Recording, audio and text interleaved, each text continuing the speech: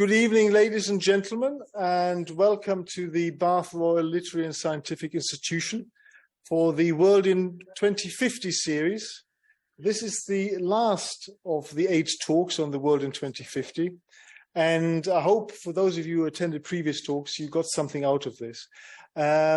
We will send out a survey to all the people who participated in the series, just asking some questions about what you enjoyed, what could have gone better, what you would have liked to have seen that you didn't see. So when you get a survey by email, then please fill it out. And it's going to be very useful feedback for us to sort of tailor the program going forward. So that's one first thing to mention. Now, we've got quite a full house in the room, so I better go through the fire regulations with you in the room. Now, in all my time at the BLSI, too many years that I care to remember, the fire alarm has never gone off during an evening lecture. So I don't expect it to go off today. But just in case it does, I need you to form an orderly queue, walk down the stairs from where you came up, through the front door, turn right, at the end of the road, turn right again, and assemble at Chapel Green. And we can then contact you, make sure we know that everybody has left the room. So that's as simple as that, really, for us in the room. Now, for those of you online, just to mention, there are 3 ways of asking questions. The first one, and this is the questions will be asked after John has given his presentation as part of the Q&A. So please stay muted and the video off until then. So there's 3 ways of asking questions. You can either unmute yourself and show your video and just raise your hand, and I shall try and pick you out. Alternatively, you could just raise your hand electronically in Zoom, and I shall try to pick you out as well. And then thirdly, obviously, this goes during the presentation. If you've got any questions, any observations, any comments, please feel free to put them in the chat room, and then they can form part of the questions at the end of the presentation.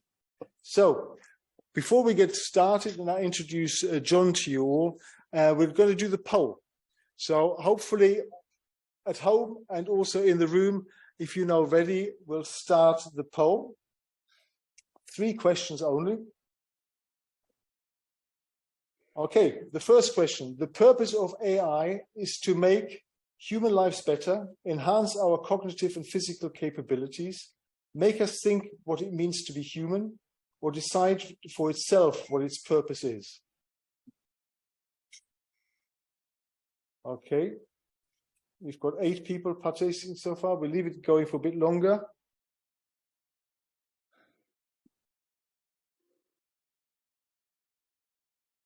Okay, 27 people now.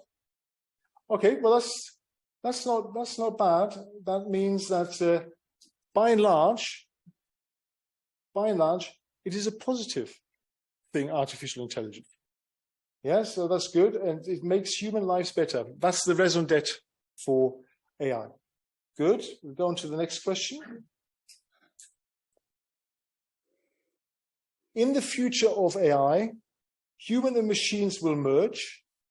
The human will be uploaded into the machine will be uploaded into the human, or we all will be AI.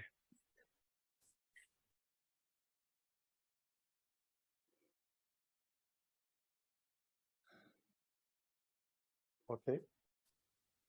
Got 21 so far voting. We keep it going for a tiny bit, 30 now, so that's good. Interesting. That's good. So I think most people believe that we'll merge. What is more interesting is that we believe the machine will be uploaded into us rather than the other way around, which is quite telling and very human and anthropomorphic, but that's good.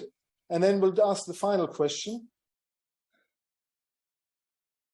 The future of AI is a force for good and opportunities, an existential threat to humanity, directing its own evolution, and always under human control.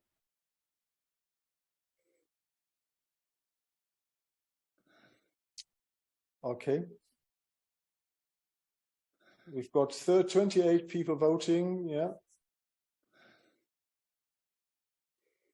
Now that is interesting, isn't it? That is actually, that's very informative, because only 14% of us, 16 now, believe it's actually going to remain under human control. And what's also interesting is that it's actually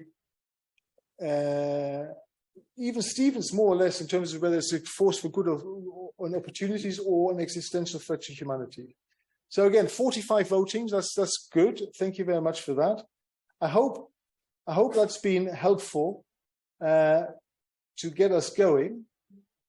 And I'll stop the share and stop the share and introduce John for you. I don't know why that is still showing. Let me just try and get rid of that screen.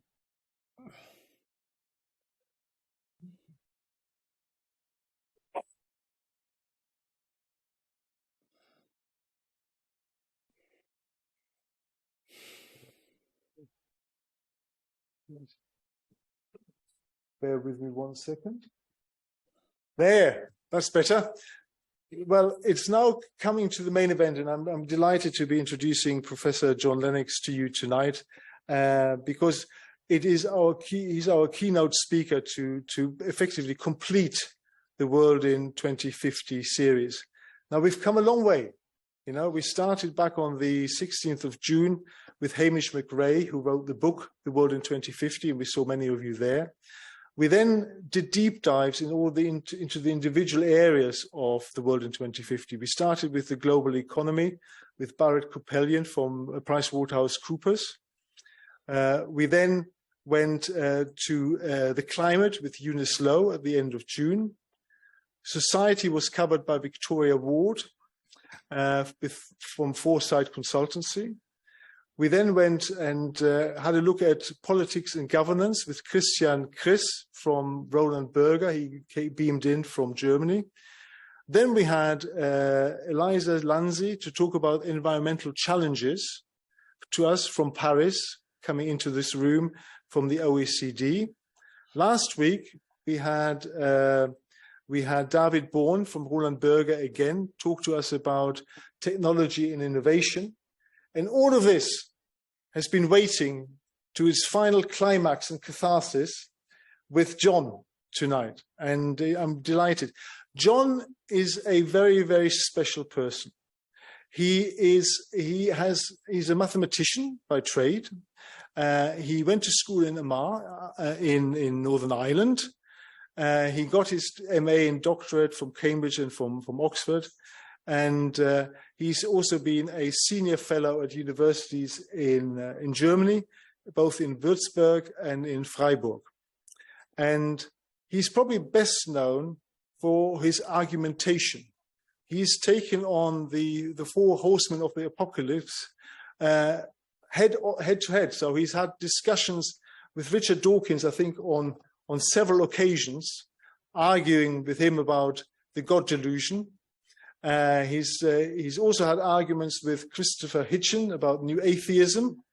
So you know where he's coming from. And he's also written extensively on Hawking and his view of science. And it gives me great pleasure to introduce him to you today.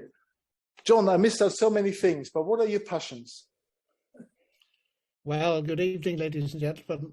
I'm delighted and honoured to be asked to speak to this learned institution. I'm passionate about many things. I suppose, first of all, my family, my wife, 3 children and 10 grandchildren these days.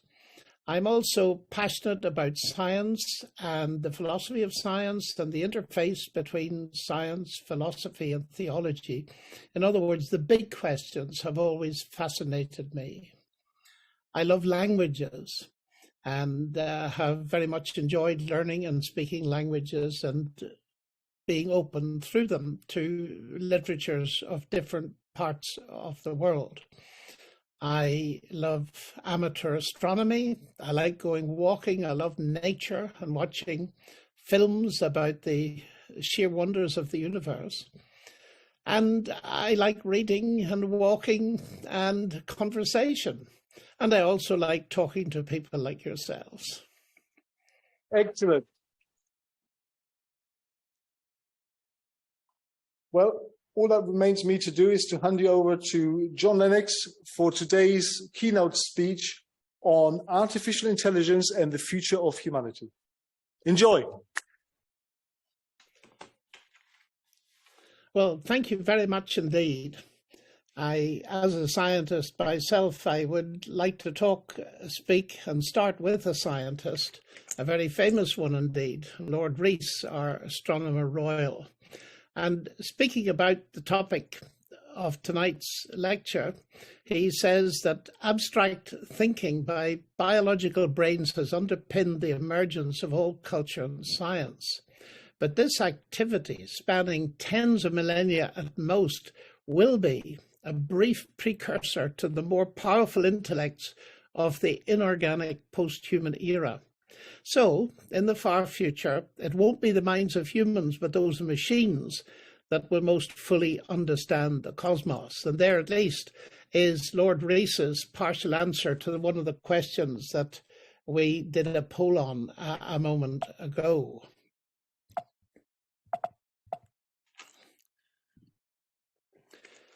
Of course, the idea of thinking about the future is very much within the great literature of the world. And I was particularly interested that this institute in Bath is both a scientific and a literary institute, because I want to bring insights not simply from science, but also from literature. And of course, we're all aware of Huxley's Brave New World and Orwell's 1984. And one of the interesting things is a comparison between the two that was made by Neil Postman some time ago. And he says that Orwell warns that we will be overcome by externally imposed oppression. But in Huxley's vision, no big brother is required to deprive people of their autonomy, maturity, and history. As he saw it, people will come to love their oppression, to adore the technologies that undo their capacities to think. Now, there's a lot of meat in that quotation, but it's pretty clear that Orwell feared that what we hate would ruin us, and Huxley feared that what we love will ruin us. And it seems to me that it's quite possible today that both things are happening simultaneously. It's a very complex world. Now, before we rush into talking about artificial intelligence, we need to be clear exactly what we're talking about, because AI comes in two very distinct forms. First of all, there's the AI which works at the moment and with which all of us are familiar. That is narrow AI. A narrow AI system does one thing, and normally only one thing, that normally requires an intelligent human to do. Let's take, for an example, radiology. Artificial intelligence system analyzing chest X-ray images uses an algorithm, a set of step-by-step instructions embedded in computer software that selects a fit for my X-ray from a large database of X-rays that are labeled with the diseases they represent. And then it gives a diagnosis. And it's so advanced these days that often that diagnosis will be much better than you get at your local hospital. And this is one of the examples of your polling conviction that AI can be very beneficial to humanity. It certainly is in the realm of medicine. But we need to remember that an AI system is not intelligent. It simulates intelligence. And it all goes back to the brilliant mathematician Alan Turing, who solved the Enigma problem in Bletchley Park during the war and shortened the Second World War. And when we think about it, in human beings, intelligence is coupled with consciousness. But the machines are not conscious, and many leading AI researchers, like Peter Norvig, for example, are content to simulate intelligence without consciousness, since it is a very hard problem for different reasons. And Norvig says Stuart and Russell, his co-worker, we are interested in creating programs that behave intelligently. The additional project of making them conscious is not one that we are equipped to take on, nor one whose success we would be able to determine. So this is the imitation game. And it was all beautifully put years ago by one of the early pioneers of artificial intelligence, who rejoices in the name of Joseph McCrae Mellichamp. And I've actually got to know him. I met him accidentally. And he wrote a paper years ago with the title, "The Artificial in Artificial Intelligence is Real," by which he meant this: it seems to me that a lot of needless debate could be avoided if AI researchers would admit that there are fundamental differences between machine intelligence and human intelligence, differences that cannot be overcome by any amount of research. In other words, the artificial in artificial intelligence is real. We've given one example of AI, but there are many other examples that we can think about. And as we look at them, we'll see that artificial intelligence, like any machinery, has got an upside and a downside. A sharp knife can be used for surgery. It can also be used for murder. So let's start with online shopping, for example. We all find that, or most of us do, very handy indeed. What we don't perhaps realize is that we are leaving a trace of our shopping preferences. And that information, along with all kinds of other things that is being harvested from our online activities, are actually being sold on without our permission, actually. And it's led to a huge problem, which Shoshana Zuboff of MIT has written this famous book now called Surveillance Capitalism. So there's a very handy thing for us, but it leads to an ethical problem. Then we come to the ubiquitous digital assistants like Alexa and all the other equivalent systems. And of course, they're very useful for finding out all kinds of information, and they have developed over the years. And so we've come to ChatGPT-4, which is a fascinating source of information, but it too raises all kinds of questions. Noam Chomsky, the famous expert on linguistics, calls it high-tech plagiarism. And at the moment, there are several class actions being undertaken in the United States by authors who are saying they're not getting royalties from the fact that GPT is trawling through their works and memorizing them and putting it into its database. And so when I look something up, I may be gaining access to a book you've written, but you get no royalty payment. So this involves a huge problem. There are other ethical problems with GPT. Schools are facing the fact that they may no longer be able to set essays because pupils will be using GPT to write their essays. And so they're going to have to think of different ways of living with this technology. Also, GPT apparently can tell lies. It can make things up if it doesn't find an answer. So it has to always be used, it seems to me, with caution, and we need to check what it says. So there's a plus and there's a minus. Excellent for writing sports reports, but perhaps lacks creativity, and that raises all kinds of questions. Exactly what is this kind of thing doing? Now, in addition, there appears to be a deep ethical problem somewhere, because a number of very leading players in the AI community have called for a moratorium on any further development of GPT-4 because they think that there's a control problem here, what they call a control problem. That is, they don't seem to understand exactly what's going on, and they're worried that the system could somehow get out of hand. I have asked a number of people about this who are leading players in the industry, and the wonder is if we're not being told everything. I'm sure we're not being told everything. So there clearly is a worry within the community itself about the ethics of things like GPT. Medicine we've already mentioned, and the vaccines that have helped so much with COVID have been developed by artificial intelligence, and that is a marvelous development. And they are accelerating processes. For example, just recently in the Times, a couple of days ago, talking about finding tumors in 5 minutes rather than 2 weeks, saving a vast amount of hospital time, also being used in organizing hospitals and so on. We could go to autonomous vehicles, and whatever we think of those, it's clear they raise ethical questions. How do you program a vehicle to decide between really problematic scenarios?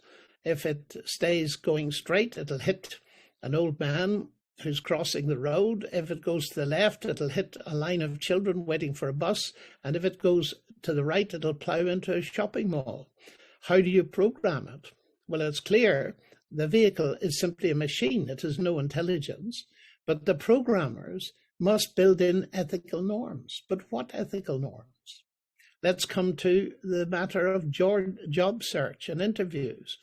And many of these are simply being done by AI systems, reading a CV that you put in, and you never get to speak with an individual. And it has been shown that some of these algorithms are biased. They're biased against people of color, for example, or they're biased against women. And there's been a lot of complaint about these algorithms. So again, the ethical questions are very near the surface. Crime prevention. We're all delighted, of course, when terrorists can be arrested by a facial recognition technology in a football crowd. But that kind of sophisticated technology can be equally used to produce crime. And in some countries, sadly, the facial recognition systems can be used for social control, as among the Uyghurs in China, as we understand, where there is a surveillance economy that's almost unbelievable. So again, these developments have a plus and a minus. And we have people, even in this country, who would like to see a much bigger spread. In fact, some people would like every person in the entire world to be essentially fingerprinted or retina printed so that they could be kept under better control. And that raises the deep ethical question of how much privacy and freedom do you sacrifice in order for security? Then finally, we've got deep fakes. The fact that you can be videoed for just a few moments, your voice recorded, and then a video can be produced making you say anything that the people producing the video want you to say. Now, that is a huge problem. And a recent head of cybersecurity at GCHQ has pointed out that this could be used to deceive billions of people. So deception is something that awaits us at a major level in the future.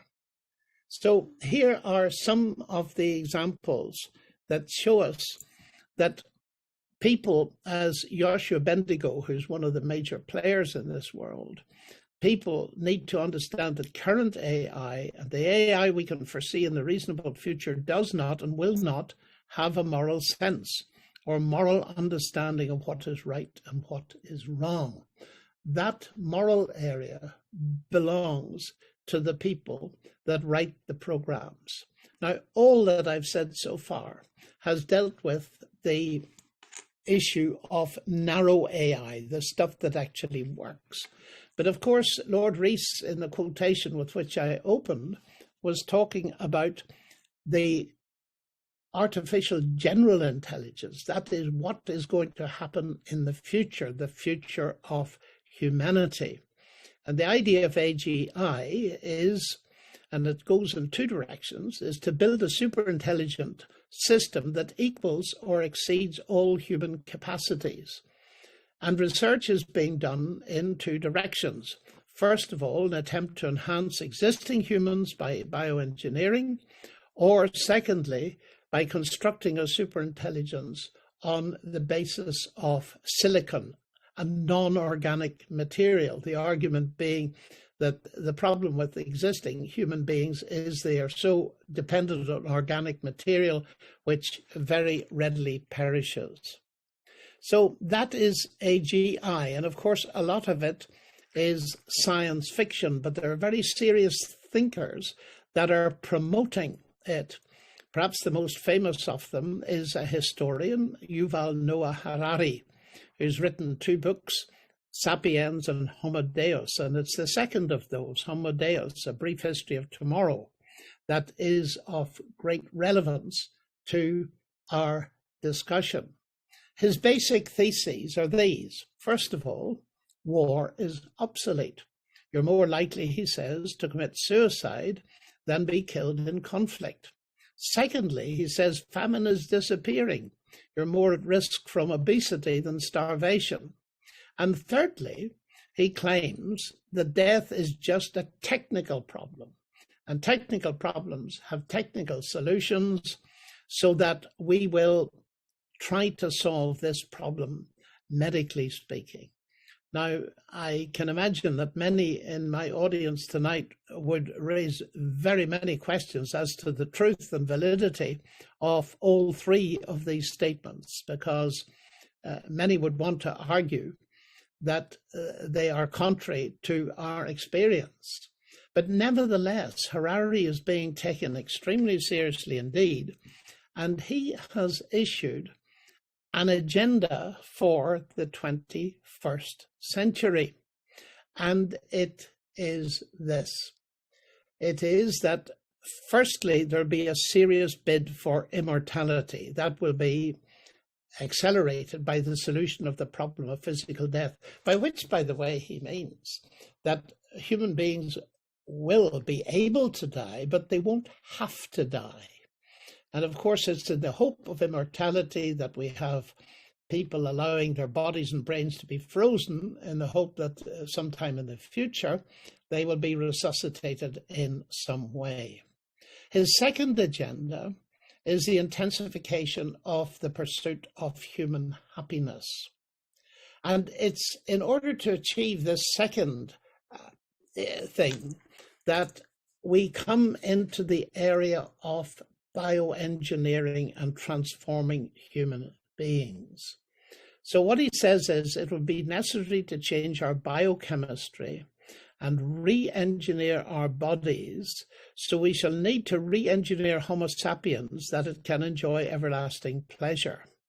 Having raised humanity above the beastly level of survival struggles, we will now aim to upgrade humans into gods and turn Homo sapiens into Homo Deus. Now, of course, this brings us at once to the concept of transhumanism, associated with many names, but prominently with Nick Bostrom in the Oxford Institute for the Future.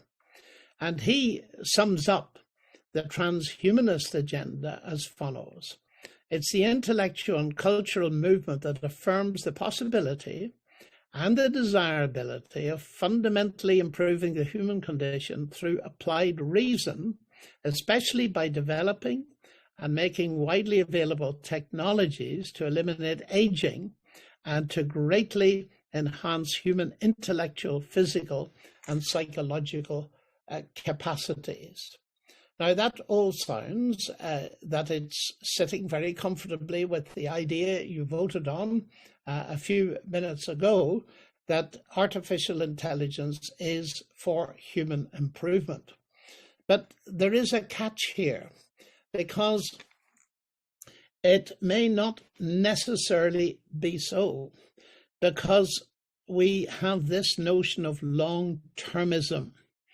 And the idea here is this: humanity is being projected by these thinkers way into the far distant future, as Lord Rees suggests. And they feel, some of them, like Bostrom, that there may be an existential risk at some stage. And because the number of, I nearly called them people, but if they're beings, if they're humans merged with technology or just technology, whatever they are, there will be billions and billions of them, far more than there are humans in the world today. And so long-termism is the idea that we ought to invest not in the present, but for the future, for the vast number of people, in a kind of utilitarian mode of ethical thinking.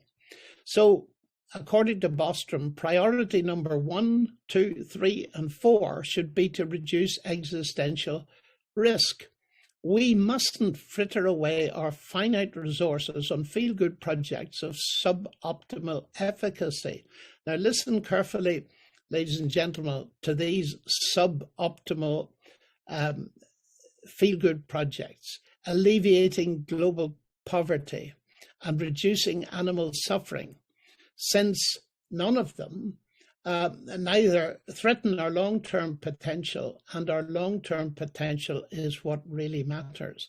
In other words, as I read these people, I find it really scary. They're suggesting that we should pour money into research in the rich parts of the world, even at the expense of neglecting the impoverished nations.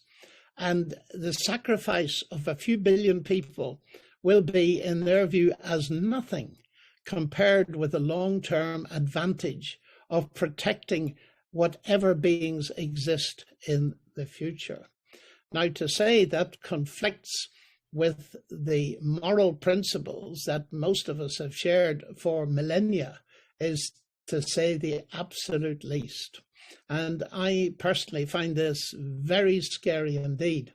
And I take very seriously the warning of one of the leading ethicists, intellectuals in the USA, Leon Kass, who says we have paid some high prices for the technological conquest of nature, but none so high as the intellectual and spiritual cost of seeing nature as mere material for our manipulation, exploitation, and transformation.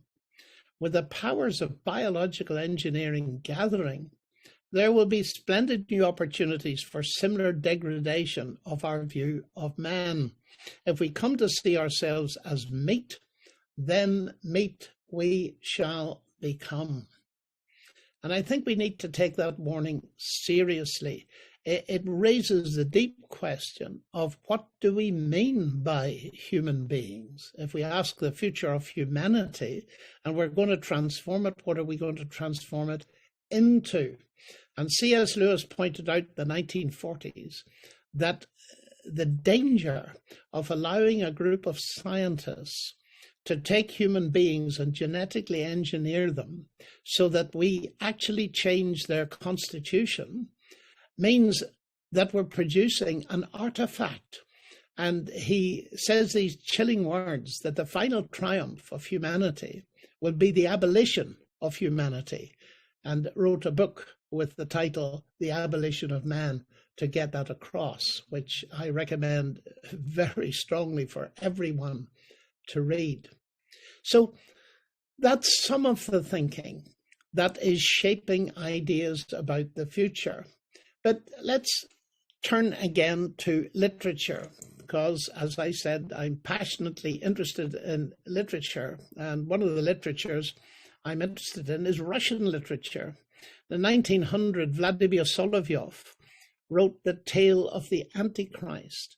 And he projected it, interestingly enough, into the 21st century, our century. And he had a world state called the World Empire. 21 years later, Yevgeny Zamyatin wrote a very famous dystopia called We, one state is the world government at the time. And it is claimed that Samyatin had strong influence on Huxley and Orwell. Then in 1932, of course, Huxley's Brave New World with his world state. And in 1949, George Orwell's 1984 with his world state, Oceania, and with its leader, Big Brother. And those books have entered world literature, and some of them are on the list of the 10 most important books that have been written in the last few hundred years. And they still make very interesting reading today. Now, the thinking behind them has been updated by some contemporary thinkers, including scientists. And one of them is Max Tegmark of MIT. And he has written a book called Life 3.0, in which he develops a number of putative artificial general intelligence scenarios. And here are some of them. A libertarian utopia will come to pass where humans, cyborg uploads, and superintelligences will coexist very peacefully. Then he's got what he calls the protector God scenario. Essentially, omniscient and omnipotent AI will maximize human happiness by intervening only in ways that preserve our feeling of control of our own destiny, and will hide itself well enough that many humans even doubt the AI's existence. But then there's the enslaved God idea. A superintelligent AI is confined by humans who use it to produce unimaginable technology and wealth that can be used for good or bad depending on the human controllers. Then there's the conquering AI, where AI takes control, decides that humans are a threat, a nuisance, or a waste of resources, and gets rid of us all by a method that we don't even begin to understand. And what fascinated me when I read this book was his favorite scenario, in the sense the one to which he gives the most attention.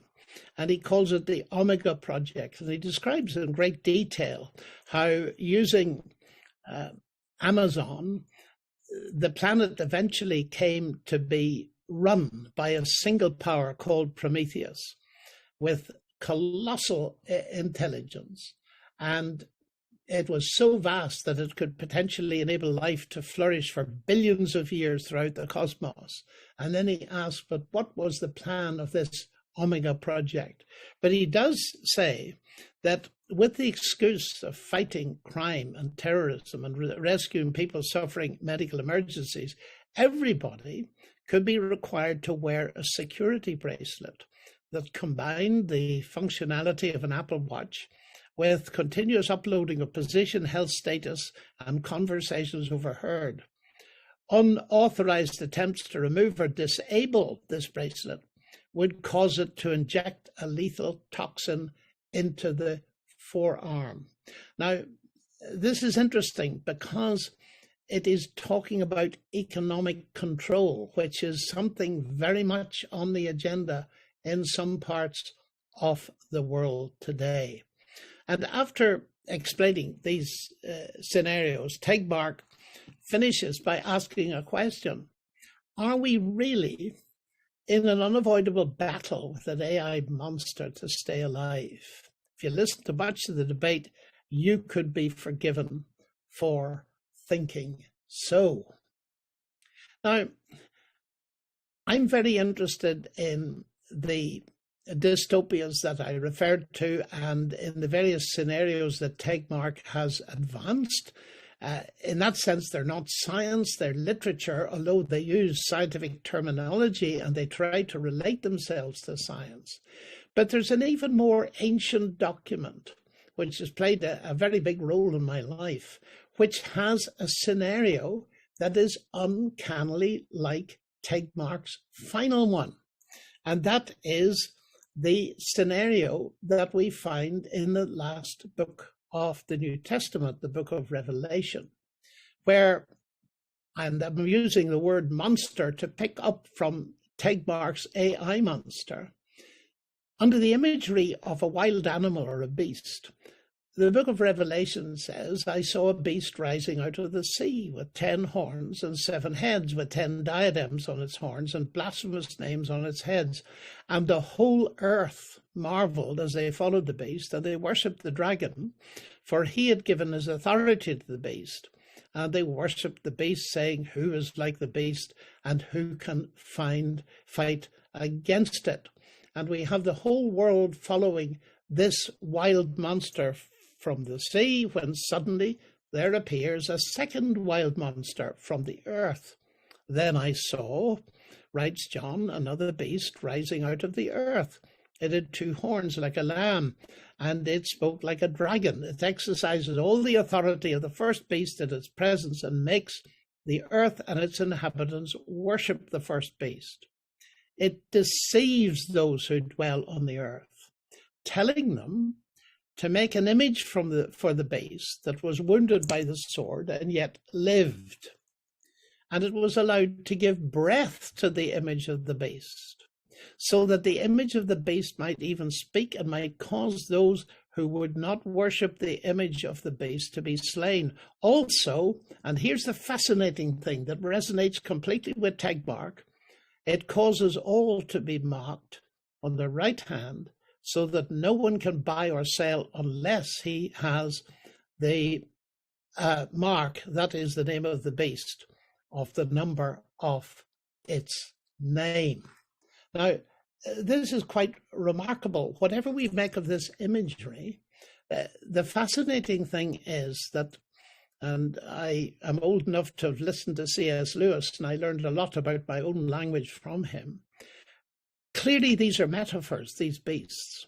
But Lewis points out that metaphors stand for realities. And sure enough, in the New Testament itself, we have this earthed in a statement that Paul made in the 1st century, writing to a church in Thessalonica. And he's talking about the day of judgment. And he says, for that day will not come unless the rebellion comes first and the man of lawlessness is revealed. The man of lawlessness is revealed, the son of destruction, who opposes and exalts himself against every so-called God or object of worship, so that he takes his seat at the temple of God, proclaiming to be God. And then the lawless one will be revealed, whom the Lord Jesus will kill with the breath of his mouth and bring to nothing by the appearance of his coming. The coming of the lawless one is by the power of Satan, with all power and false signs and wonders and deceptions. And what we get in Revelation, and this is cutting a very long story short, and of course I would want to argue the case in much more detail, it appears that Paul, who only spent about 3 weeks in Thessalonica announcing the message of Christianity, felt it was very important to tell them about what would eventually happen. And the reason he did that was, as he says elsewhere in the same chapter, he says this mystery of lawlessness, and he means spiritual lawlessness, antagonism to God, is already working in your own society. Now, we thought of Harari and Homo Deus, and in Rome at the time of Paul, there was the imperial cult, the worship of the Caesars as God.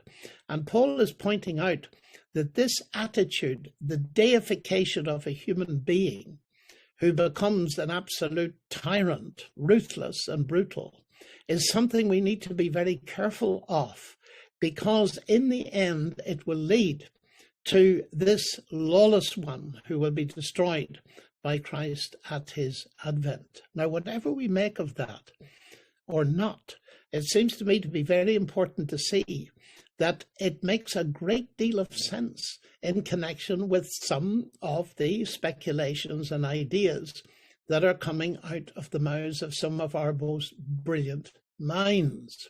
Now, you'll notice that the Revelation passage talks about the promotion of worship of this very strange image constructed, something constructed, but it breathes and it has the power of execution. Is it AGI or some approximation to it? I just do not know. But what I do know is that there is now talk of a new AI religion. And Neil MacArthur, who's the director of the Centre for Professional Applied Ethics at Montreal University, says we're about to witness the birth of a new kind of religion.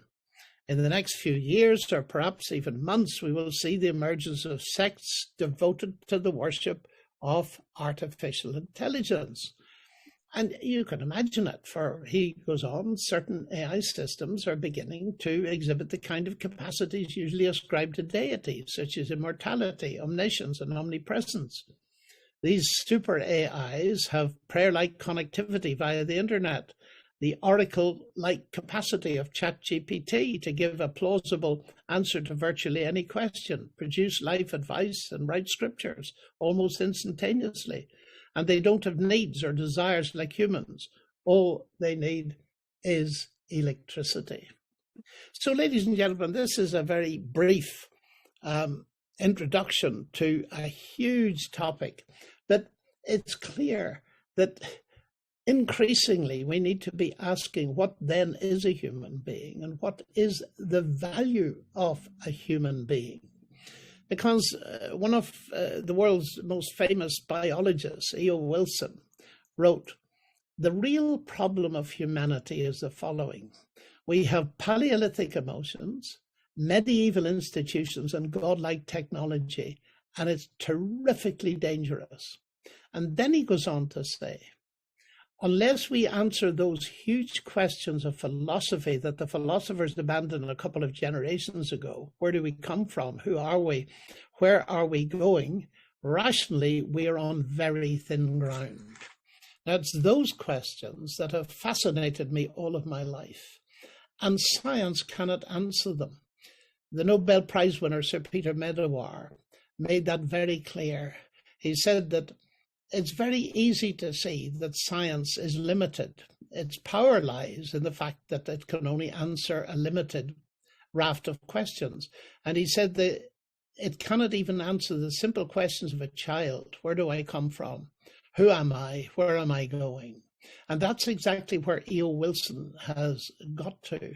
I think he's a bit hard on philosophers. I know quite a number of very good philosophers who are asking these questions, and scientists as well. And I am constantly asking them. But the big issue that we reach now, which could be the beginning of a very lengthy discussion, but I'm going to leave it with you, is what my teacher of quantum mechanics at Cambridge many years ago, Sir John Polkinghorne, wrote. He said, if we are to understand the nature of reality, which after all is the question here, we have only two possible starting points, either the brute fact of the physical world or the brute fact of a divine will and purposes behind that physical world. So he claims there are two starting points, two diametrically opposed worldviews. And I would want to say this, that it's not science on the one side and God on the other. Polkinghorne was a Christian. And if we look at the Nobel Prize for Physics, Peter Higgs of the Higgs boson, a brilliant physicist, is an atheist. But a few years before him, it was a Christian, Bill Phillips, who won the Nobel Prize for Physics. So clearly what divides these two people is not science, it's their worldview. There are scientists on both sides. And therefore, it's important that we ask the question, what exactly is our worldview that we bring to bear on these big questions? Let me just finish with a couple of examples of worldview thinking. Here's Sean Carroll, a physicist. We humans are blobs of organized mud, which through the impersonal workings of nature's patterns have developed the capacity to contemplate and cherish and engage with the intimidating complexity of the world around us. The meaning we find in life is not transcendent. Now, that is not science, that is the view of a scientist. And here's another statement that's not science, and it's this: in the beginning, God created the heavens and the earth. God made humans in his own image. The difference between those two worldviews is absolutely profound, and quite clearly, they affect our evaluation of what it means to be human. To say that we are blobs of organized mud, or to say that we're made in the image of God, can have huge implications on how we behave. Let me give you another example, and it's this. This is John Gray, who's always worth reading, and John Gray is an atheist, and he writes, "Humans may well use science to turn themselves into something like gods, witness Harari, but no supreme being will appear in the scene. Instead, there will be many different gods, each of them a parody of human beings that once existed." That is echoes of Lord Rees. Contrast that with the claim that Christ made at his trial. "You shall see the Son of Man sitting on the right hand of God and coming on the clouds of heaven," fitting in with the claim that his coming will destroy the monster who will appear in the end times. So what I'm suggesting here, and it was interesting to read it with John Sachs, Jonathan Sachs, Lord Sachs, who made what I think is a very perceptive statement. He said, "Science takes things apart to see how they work. Religion puts them together to see what they mean." And there's some fascinating research, which I'd love to spend time on, but I'm not going to this evening, by the neuroscientist Ian McGilchrist, who points out that we have two brain hemispheres. The left one, roughly speaking, concentrates on the scientific and rational side, whereas the right one concentrates on questions of meaning, so that it's the difference between facts and values. And he makes the most interesting observation that one of the problems in our culture that has led to our finding ourselves in the world where we understand how most things work, but we understand the meaning of nothing, is because we've allowed the left side of the brain to dominate, and we've written meaning, possible sources of meaning in religion, literature, philosophy, history, and all of these other disciplines that aren't science, but aren't natural science, but are rational, out of the equation. So I've tried to give you some flavor of what I put in my little book, 2084, Artificial Intelligence and the Future of Humanity. Ladies and gentlemen, thank you very much for listening.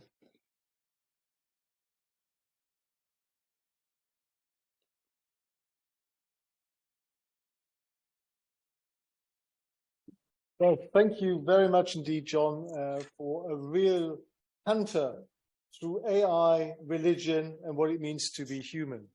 And it's going to be interesting. There's so many questions that I'm sure everybody will have. Do we live in a world of binary opposition between science and religion? Do we really live in the matrix? Do we even need a poisonous syringe, or we're all wearing these things deliberately and purposefully and voluntarily because it does things for us?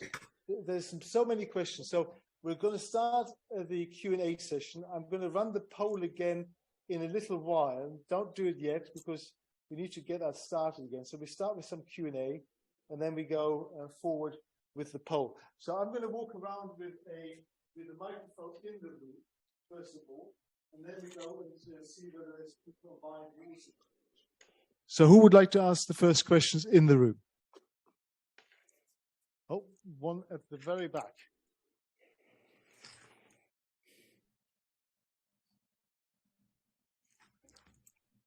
Speak directly. I'm hopefully going to be relatively coherent. But I think one of the things that you touched on, which was quite interesting, is the idea of, science opposing religion and vice versa. I think without getting into the weeds, the argument from science has long been that it never meant to oppose, it just described. when it comes to artificial intelligence, I guess if you put it as the question being, where did we come from? Science can't explain that. Why do we think? Why do we feel? Why? All of these very human questions that science doesn't claim to answer. Is this something that we could stumble into in terms of artificial intelligence? If we wake up tomorrow and some AI researcher has accidentally created a general intelligence that thinks and feels, then the question is answered, surely. That, it's an accident. We are muck. We have, fallen into this random pattern, because up to that point, it's all been philosophical. Is that a threat to religion? Thank you very much for your question. The premise of your question is that we stumble into an AGI that thinks and feels, but that would seem to indicate it's conscious. And I have huge difficulties with that as a scientist. First of all, the main reason why, as I understand it, experts on AI are not attempting to make something conscious is very simple. They don't know what consciousness is. And I don't find anybody that knows what consciousness is. So the idea of stumbling into something that thinks and feels and is conscious is right out of sight at the moment. Now, I think there are intellectual reasons for distinguishing very sharply between the capacity of the human mind and the capacity of a machine, which is algorithmic, which all of these systems are. Roger Penrose, arguably one of the brightest mathematicians on the face of the earth at the moment, a Nobel Prize winner here in Oxford, argues, I think quite cogently, that the human mind can do things that are non-algorithmic. So in other words, there is no possibility, even potentially, of producing a machine that reproduces all that the human mind can do. Now, of course, this is inevitably hotly argued by those who have, in my view, fallen for the idea that human beings are merely machines. I think parts of humanity, of how we work and function, are like machines. We've got clocks built in, but we are far more than that. We are human beings. So I don't see that as any kind of threat, really, because unless we have any idea what consciousness is, the question is, in a sense, vacuous. Okay, thank you for that. An interesting question, because we touched on transhumanism today, not posthumanism, which is the natural extension, which I think some of the community is talking about uploading our consciousness onto computers. And I think Elon Musk is one of these people who thinks that this is something possible, not with GoFi, which is good old-fashioned artificial intelligence, but neural nets, which create emergent properties rather than algorithms. So it's going to be interesting how the world unfolds. But thank you very much for the audience here to ask the question. Anybody else for the next question? This gentleman here, if you could talk directly into. I wonder what your thoughts were on whether intelligence, you could argue, is adaptive, but whether consciousness just could be a side effect and is not adaptive in the sense that it improves survival and reproduction. So could it be selected out with a move to artificial intelligence without consciousness? I'm not sure what that would even mean. A side effect of what? There are a lot of words we use in this context, and your moderator used one a moment ago, emergent. But emergent covers an absolute multitude of possibilities. How does it emerge? By the addition of information, by the addition of machinery or chemicals or all this kind of thing. I think it's very easy to make speculations that actually don't mean anything. In other words, we'd want to know the evidence for any possibility that that kind of hypothesis not only was true, but was actually meaningful. And I find it very difficult, if you'll pardon me, to see that these ideas of is it adaptive, etc., have any real meaning in fact. So sorry to disappoint you in that. Unless we can pin it down much more closely than that, we don't really know what we're talking about. And consciousness figures largely in all of these things. Post-human was mentioned a moment ago, and that creates exactly the same difficulty. Uploading our consciousness, what would that mean?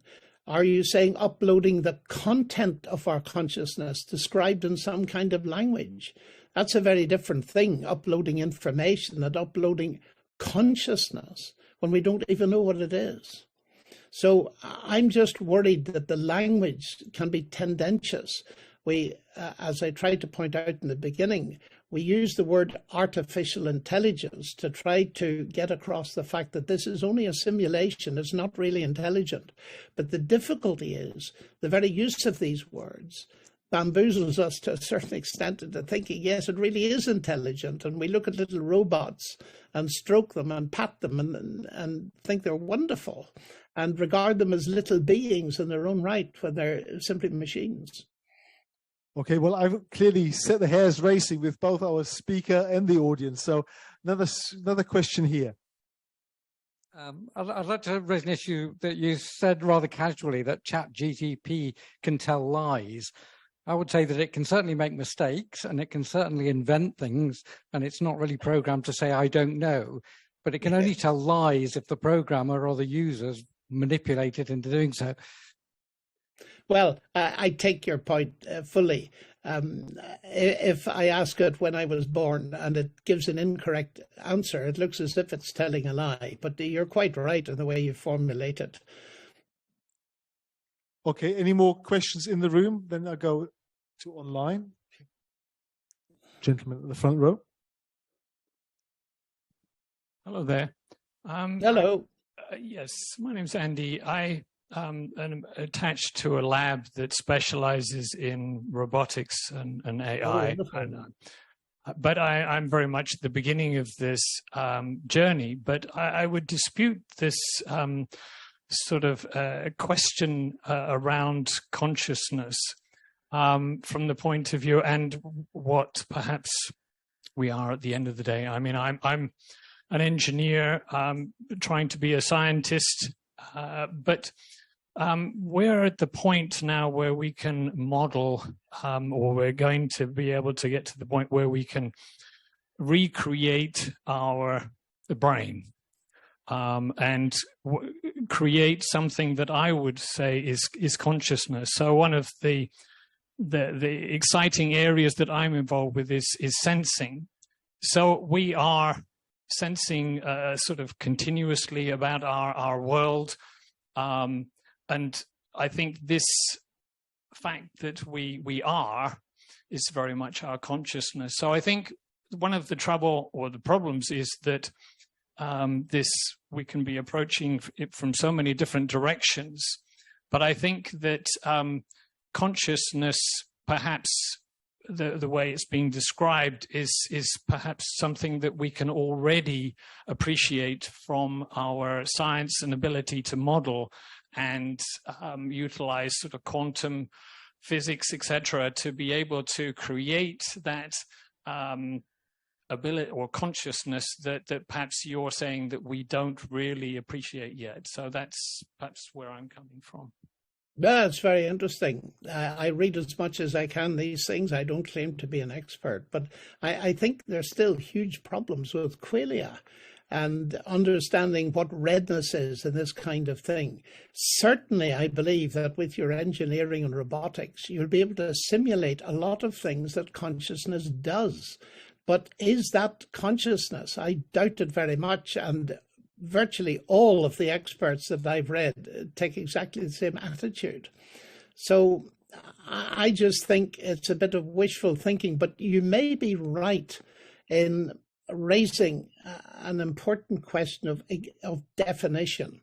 You see, if I say this machine is intelligent, that has become language that most people use without actually qualifying it. And they don't mean it has its own seat of intelligence. They mean that it behaves like a human would that was normally possessed with intelligence to do one thing. So we shorthand it. And I think we may do the same thing with consciousness, but I would remain to be convinced. So I think we just have to differ. But in the meantime, I think the kind of work you do is very exciting. And if I were younger, I would jump into it myself. And I constantly encourage young scientists to get involved in this kind of stuff, because it's only if you're in it that you're able to influence the ethics of it, which, of course, as you're aware, are becoming more and more important. Okay, we've got an observation rather than a question in the chat room by Sunny. Before I read it out, please online, feel free to unmute yourself and show your video as part of the Q&A. So please do that. Sunny says, a great presentation, thank you. And these are amazing questions for our society. I'd welcome reflection on what this means for choices we make as individuals in the present day. Well, thank you very much, Sunny. That is a very interesting perspective, and you're asking something really important, which is almost impossible to answer. Choices we make as individuals, and you're right, you're an individual, I'm an individual, and the choices I face are not the same as the choices you face. And I think to attempt to generalize from a generic question, which is always very difficult, my response to that is that these are all things we need to take into the pool of our thinking to formulate our worldview, because when we make a decision, we normally don't make it in a vacuum. We make it with all the experience we've built up over life and the worldview perspective that we have.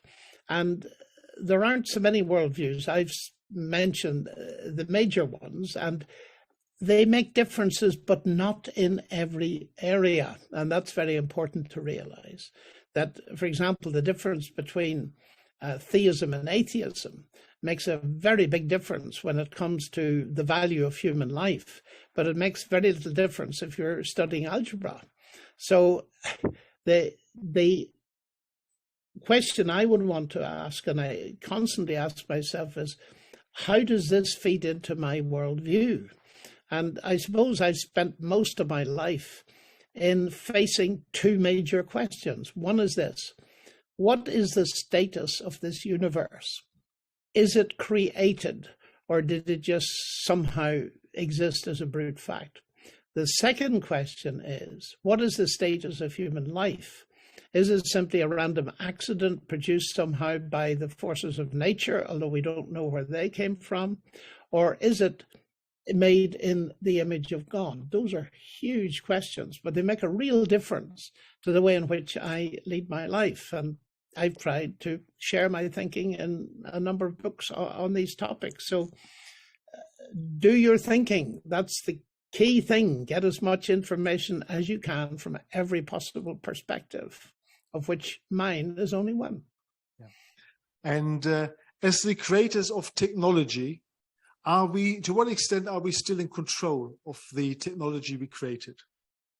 Well, that's a very difficult question to answer when the experts are not telling us.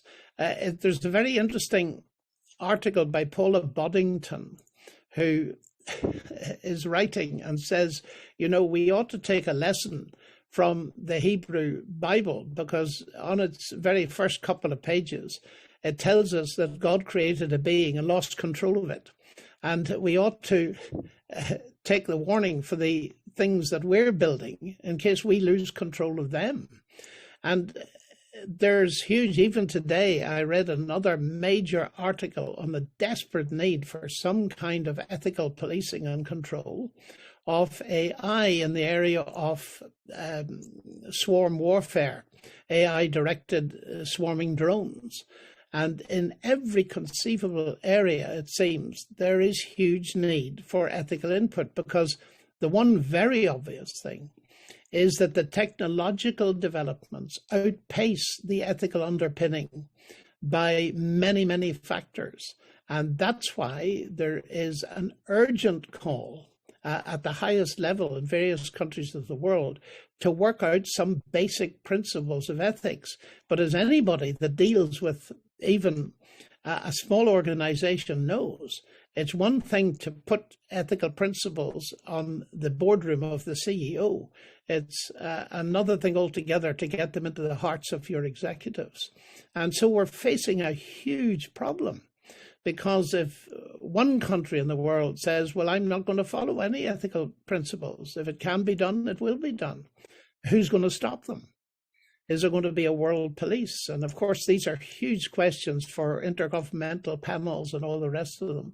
And I've no answer to your question, really, except that all I can do as an individual is contribute among the circle of the people I know and can influence on the internet and in my writing, to give them some kind of help from my perspective to think about these things, in the hope that they'll find that useful. Okay, thank you. So if we're going to put ourselves in the teletransporter now and teletransport to the world in 2084, which is your book, how would you describe the relationship between artificial intelligence and us humans by then? I'm always slightly amused at people who talk about the singularity is coming, and it's always coming about 50 years from now. And it's been a shifting point for a very long time. But the short answer is, I just don't know. It's very clear we're going to make very much greater advances. We're going to move from narrow AI to AIs of various kinds being put together in various systems. We're going to find probably more enhancement technology, cyborg engineerings, where we're coupling humans with machine. As I talk to you, you can see that I'm enhanced. I've got glasses. I'm using them to improve my vision.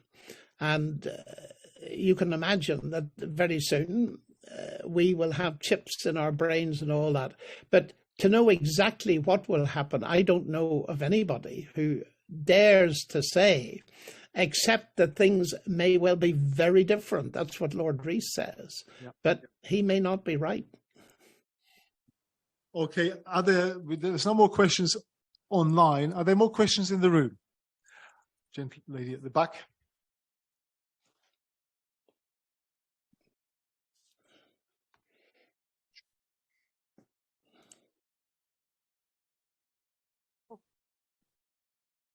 Thank you for your really interesting talk. I'm glad that you've just raised the question of policing, because that's something I've been thinking about. And I wanted to ask what you think about things that potentially could be done or that might happen and not be so good in the way of regulation, probably at an international level, on things like the use of drones in the way that you mentioned, also the policing of protests, using CCTV, and the ways that video can be manipulated. I don't know if other people saw the BBC series The Capture that was on a few years ago, that made it look as though a crime had been committed by somebody because the video had been manipulated. So I just wondered what you might think could be done, whether through the UN or the International Criminal Court, or something that might happen without it being a deliberate choice, in the way of monitoring and kind of following up on the misuse of AI in those kinds of contexts. Well, there are various things that people are attempting. Isaac Asimov had a series of rules for technology and artificial intelligence. And there are the very famous Asilomar principles, which put together various things. But there are things that we'd all instinctively approve of, like AI should act for the benefit of humanity. It should not do any harm. It's a bit like the Hippocratic Oath and so on. And I suspect that the kind of things that I would come up with are exactly the same as the kind of things you would come up with, because you and I and all the rest of us are moral beings. Now, I think the reason for that is that we're made in the image of God. But if we set that aside, we are moral beings. And one of the remarkable things that gives me just a little hope in this area is the fact that if you study all philosophies and religions, whether they're theistic or not, from every part of the world, you will find certain basic moral principles in common. C.S. Lewis actually catalogued them in the 1940s in an appendix in his book, The Abolition of Man. And he gives a fascinating list of the way in which what we call the golden rule, do unto others as you would they did to you, is to be found in every philosophy and every religion that he could unearth. And therefore, it seems to me that that kind of principle is hardwired, as some people now say, just as language is hardwired in human beings, so is morality, that at least we can appeal to that.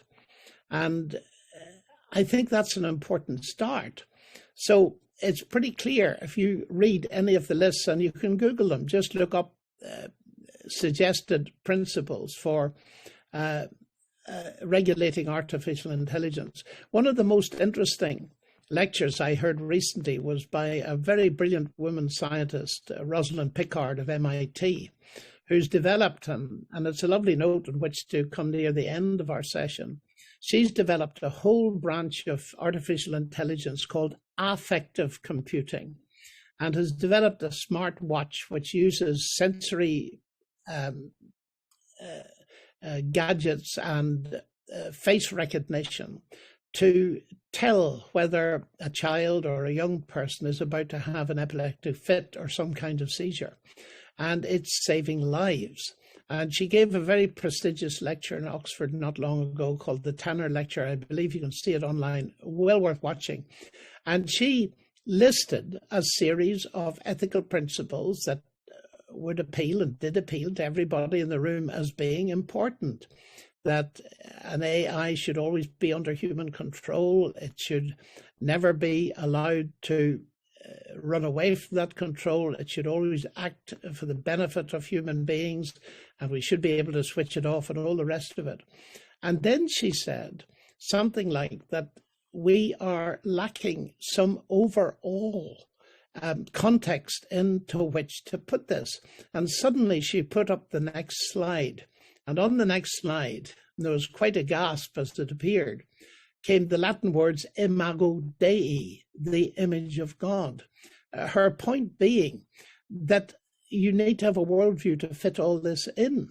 And she was arguing that it made most sense to her to proceed from the idea of humans having huge value as being made in the image of God, and therefore we should define the ethics of AI as fitting in with what has been traditionally known as the biblical ethical view. So that's how I'd start.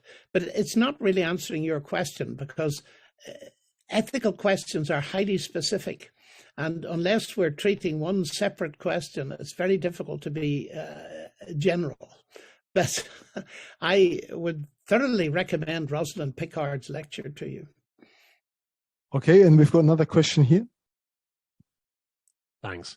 Are we already artificially intelligent or augmented intelligence, because we depend on tech to support our intelligence?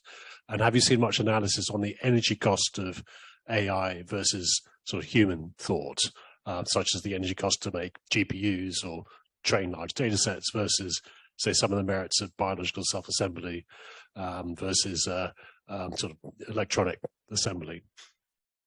Well, surely we are almost wedded to our smartphones and all the rest of it.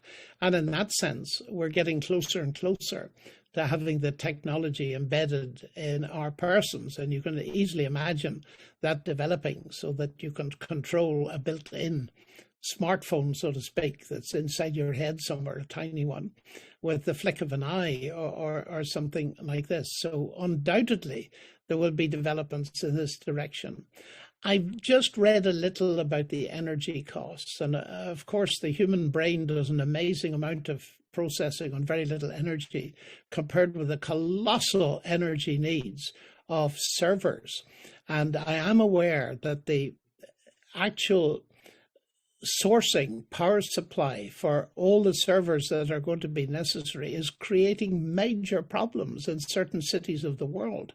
I think there's a lot of thought being put into this, but I don't have the precise information on my fingertips. But I do know, because I recently read an article about it, that it's causing a major headache in certain parts of the world where a great deal of electricity that should be supplying homes is supplying servers. Okay, we've got hands springing up everywhere. So I've got one lady here and then the next lady over there. Okay, yeah. Can everyone hear me? This is all very embarrassing, and I've had to be very brave to say this to you, but I've actually discovered a model of how cosmic software is running our brains, how the spinning, orbiting planets are creating the energy that runs our brains. I've written about it, 3 books, very big books. It's all on the internet because I can't die with information like this, but I hardly like telling anybody. It's so advanced that, you know, I'm embarrassed by it, I'm afraid. But I just want you to know it's all on the internet, cosmic software, right? Okay, so. Thank you. I'm sorry about that. Thank you, Chrissy. Maybe consciousness does pervade the whole of the universe. Thank you so much. Thank you for being here with us, and thank you for your wisdom and kindness and all you've wrote. I've listened to some of your talks, and I'm so very grateful for those. Thank you so much. My question to you today is, the existence and what we sort of see as Antichrist. I wanted to know what your thoughts are on Antichrist, who is that. My thoughts are it's probably have something to do with artificial intelligence, that it might seeking to control, is deprived of ethics and values of what God represents. But that's my mere human thoughts. I'd like to know yours. Thank you. Thank you. Well, thank you for your very kind and generous remarks. I think we're now embarking on a massive topic that would take a great deal of discussion. And I perhaps will do more of that. But let me just say that you'll find a little bit about this in my book, 2084. The concept of Antichrist is multiple, because if you go back to the early church fathers, you will find that Christ said there were many false Christs would come. And the Apostle John said there will be many antichrists. And of course, antichrist simply means against Christ or in place of Christ. And that has been true throughout history. There have been many people that have stood up against Christ. But what you're referring to is the view of some people that although there have been and will be many people like this throughout all of history, there will be a harvest of this kind of concept, and there will be one final Antichrist who is described in one of the passages I read from 2 Thessalonians chapter 1, called the man of lawlessness, spiritual lawlessness, that is, completely anti-God, not simply anti-Christ, who will be a world leader and a world ruler. Now, it's very easy to assert that. It certainly is is plausible these days, much more than it ever was before. But in order to say what exactly I believe, we need an awful lot of time. So just be patient. And if you want to know a little bit more about what I think about it, then have a look at my book, 2084. You'll not be completely satisfied, but you'll find something. Good. We've got another question online. Joining us from the US of A, already in the media here in the US, is describing AI development as a future superhuman, more intelligent than ourselves. I wonder how and if the political sphere will abuse AI unethically to power gains. Well, we have already seen artificial intelligence produce deep fakes of politicians, including our own Prime Minister here, and I believe several prominent figures in the United States. And that can lead to huge deception. And it's interesting because one of the features of the biblical view of the future is that deception will increase. And one of the features of every descriptor I read of artificial intelligence as it is in the future on this planet will be to enhance the potential for deception. And of course, people talk in terms of superhuman and all this kind of thing. But again, we need to be careful. What do we mean by superhuman? Do we mean an enhanced human? Do we mean some kind of system that does everything that humans can do, but does it much faster and much better, which of course is the normal concept of a super intelligence? To say it will be like that, I think, is going beyond the evidence. To say that AIs will be able to do more and more and more, that is certainly the case, that will happen. And the more advanced the technology, the more it's going to be capable of playing power politics under unscrupulous dictators. And that is a very risky and scary type of scenario, as far as I can see. Okay, I think we're coming to the end of tonight, and there's not even going to be enough room and time for the poll again, unfortunately. But I think it was very interesting to see what you all had to think beforehand. So can you please once again put your hands together for John Lennox?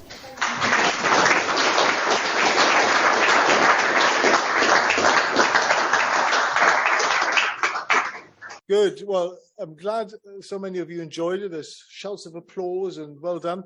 Before you go, just a couple of very short things. Whilst the World in 2050 series has now come to a conclusion, we are back to tackle some of these issues, particularly the issues that we raised today, in our philosophy series. So in September, we have a talk by Dr. Donald Cameron on the good life. That's in the first Tuesday of September. And then you have to put up in October with a talk by me in philosophy on Heidegger and the question of being. So stay tuned for that. Have a fantastic summer holiday and a very safe journey home. See you next month. Bye-bye. Bye, John. Goodbye.